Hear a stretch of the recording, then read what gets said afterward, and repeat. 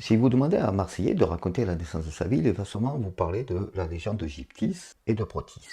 Gyptis, la fille du roi Ségofrige Nanus, et Protis, le chef des Phocéens, fraîchement débarqué sur la rive nord du Lacidon, qui deviendra le Vieux-Port. Pour commencer cette série consacrée à l'histoire de Marseille à travers des balades dans ses rues, difficile de ne pas commencer par la légende de la fondation de Marseille.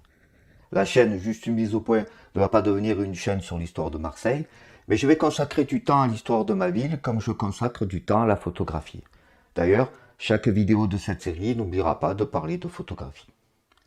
Antoine de Ruffi, historien marseillais du XVIIe siècle, dans son ouvrage de référence « Histoire de Marseille », paru en 1642, nous livre une série de noms d'historiens ayant discuté de la date de naissance de Massalia, sans trancher sur cette fameuse date, les auteurs n'étant pas d'accord. Si Augustin Fabre, dans son ouvrage Histoire de Marseille en 1829, place la naissance de la cité sous le règne de Tarquin l'Ancien, en 600 avant Jésus-Christ, il a le mérite de trancher en faveur d'une date qui correspond aux fouilles récentes. Revenons à la liste citée par Antoine de Ruffi.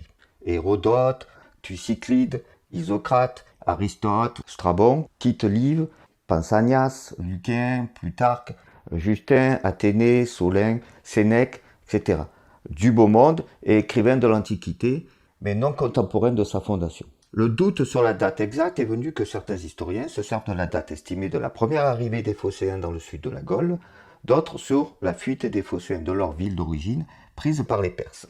Les historiens antiques parlent de la date de la 45e Olympiade, 600 ans avant Jésus-Christ, ou de la 61e Olympiade, 60 ans plus tard.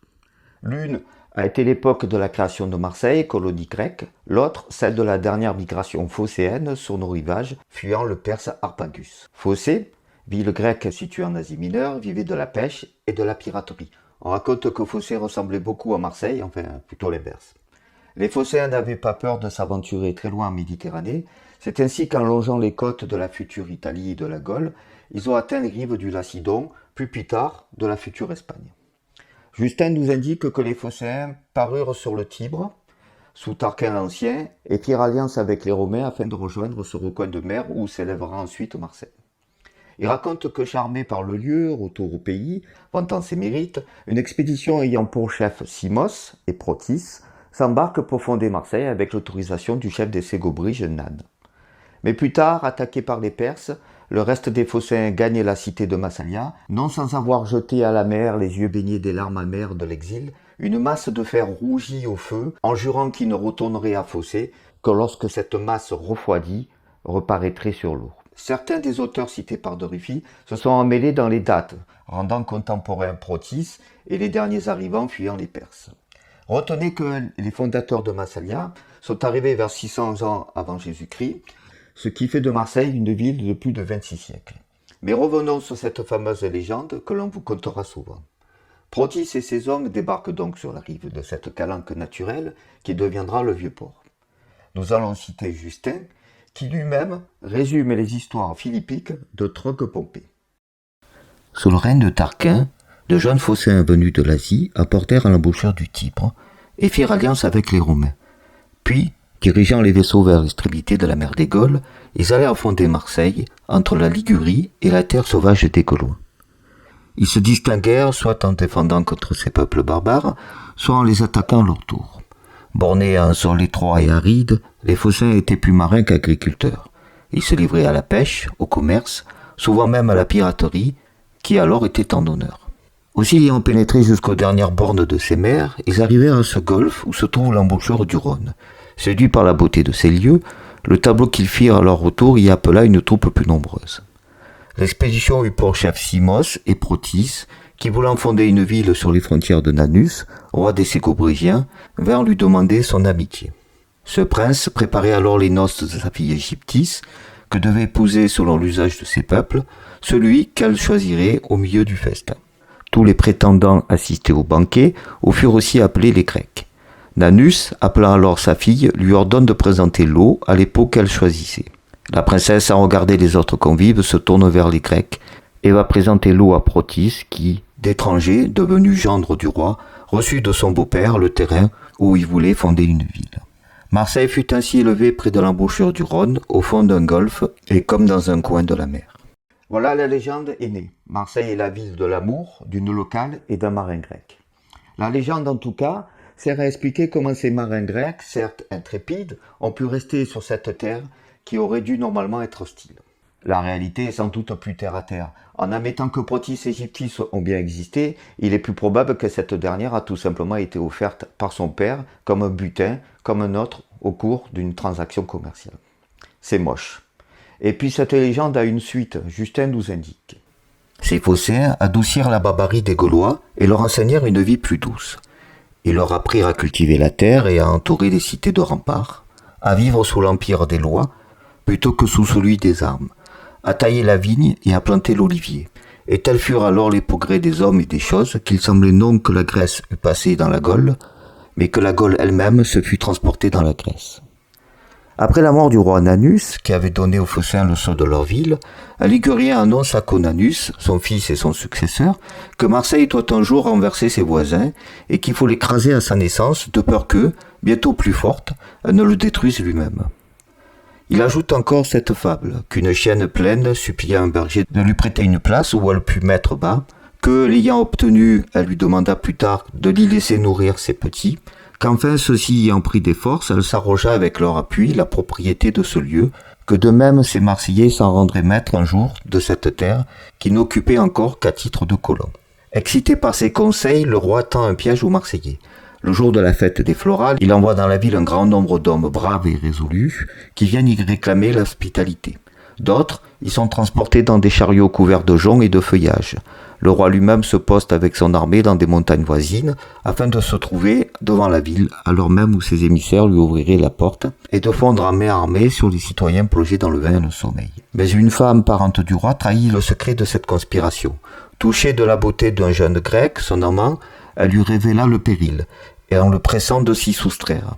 Celui-ci court aussitôt avertir les magistrats, le piège ainsi découvert, on arrête les Liguriens et part dans la ville, on va saisir les autres sous les joncs qui les cachent, tous sont égorgés, et au piège du roi, on oppose d'autres embûches. Il périt avec 7000 des siens. Les Marseillais ont depuis gardé l'usage, même aux jours de fête, de fermer leurs portes, de veiller, de couvrir leurs remparts de sentinelles, de reconnaître les étrangers et de se garder au sein de la paix avec le même soin qu'en temps de guerre. C'est ainsi que les sages institutions se perpétuent chez eux, moins par la nécessité que par l'habitude de bien faire. Ça ne vous rappelle pas le mythe du cheval de Troie ? Poursuivons avec Justin. Lorsque les peuples voisins se liguèrent à tout à coup pour la détruire comme pour éteindre l'incendie qui les menaçait tous, d'un accord unanime, ils prennent pour chef Catubandus, un des petits rois de ce pays, qui assiégeait la ville avec une nombreuse armée de soldats d'élite, lorsque dans son sommeil, une femme d'une figure menaçante, qui disait être une déesse, l'épouvanta et lui fait faire la paix avec les Marseillais. Il demanda à entrer dans leur mer pour y adorer leur dieu. Arrivé au temple de Minerve, il aperçut sous le portique la statue de cette divinité qu'il avait vue en songe et s'écria que c'était là cette déesse qu'il avait épouvantée dans la nuit, celle qui lui avait ordonné de lever le siège. Il félicita les Marseillais de la ferveur que leur accordaient les dieux, offrit un collier d'or à Minerve et jura aux habitants une éternelle amitié.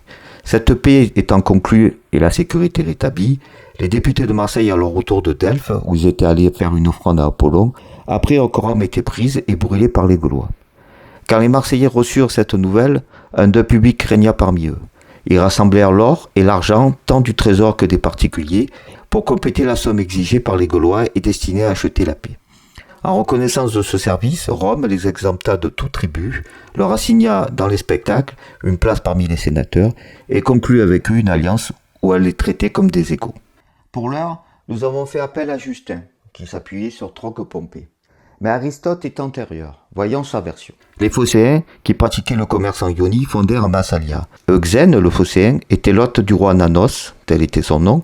Ce Nanos célébra les noces de sa fille alors que par hasard Euxène était présent. Il invita au banquet. Le mariage se faisait dans cette manière. Il fallait qu'après le repas l'enfant entre et donne une coupe de boisson tempérée à qui elle voulait parmi les prétendants présents. Et celui à qui elle aurait donné la coupe, celui-là devait être son époux. L'enfant entre donc et, soit par hasard, soit pour une autre raison, donne la coupe à Euxène. Le nom de l'enfant était Péta. À la suite de cet événement, comme le père acceptait qu'il eût la jeune fille, en pensant que le don avait été fait avec l'accord de la divinité, Euxène la reçut pour femme et cohabita, changeant son nom à elle en Aristosène, Et il y a à Massalia une famille issue de cette femme, encore maintenant, appelée Protriade, car Protis fut le fils de Xène et d'Aristoxène. Donc Aristote raconte la même histoire, mais avec quelques différences notoires, le nom différent ne sont pas innocents. Xénos veut dire le bon hôte, et il fait changer le nom de Péta en Aristoxéné, la meilleure des hôtesses. On trouve chez Aristote beaucoup plus ce mariage comme une réalité des temps, une négociation, une alliance commerciale entre les peuples autochtones et les arrivants grecs. Et l'acceptation par le roi des Ségobriges de ce mariage soudain vient d'une volonté divine.